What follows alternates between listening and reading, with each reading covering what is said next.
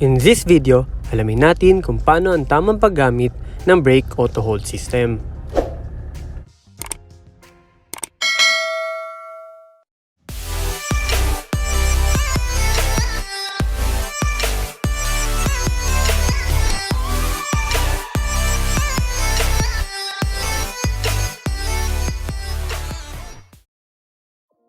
Kapag ang sasakyan natin ay huminto sa mga road intersections, traffic signals, at kahit sa mga drive-thru fast food restaurants, mapapanatili nating nakahinto ang sasakyan gamit lamang ang brake auto hold system.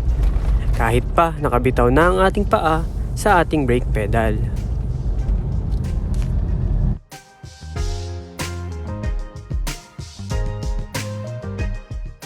Para magamit natin ang brake auto hold, kailangan muna nating iset mga required conditions. Dapat nakasarado ng maayos ang driver's door. Dapat din nakakabit ang driver's seat belt.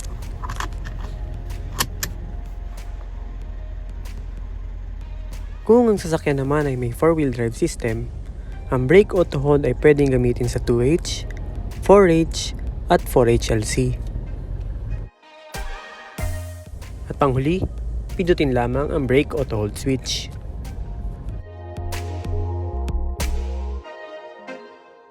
At habang ito ay nasa standby state, iilaw ng kulay puti ang indicator lamp nito.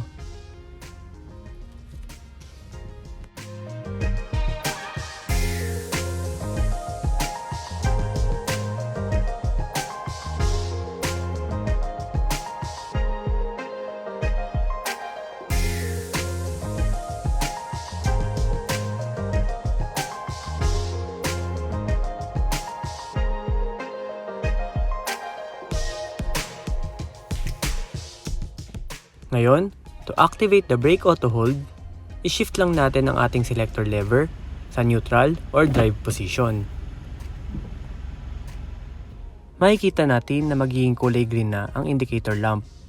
Sa pagkakataong ito, pwede na natin bitawan ang ating brake pedal at ang sasakyan ay mananatiling nakahinto.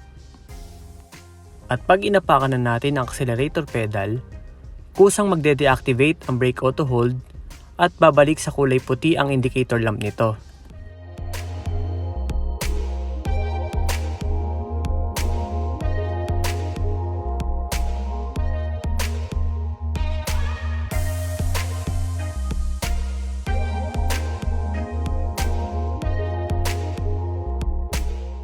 Tandaan na pag tayo ay huminto sa isang matalik na kalsada, hindi ito gagana at lalabas ang warning na ito.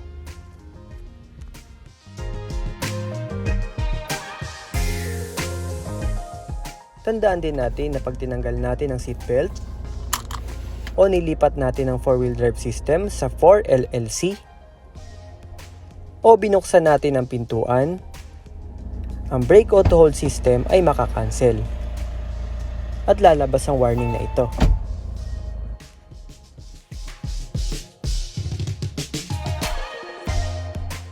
At panghuli, for safety, pag umabot ng 10 minuto na naka-activate ang ating brake auto hold, mag-a-activate naman ang electric parking brake. Huwag nga pala kalimutang i-like ang ating video kung nagustuhan ito. Maraming salamat!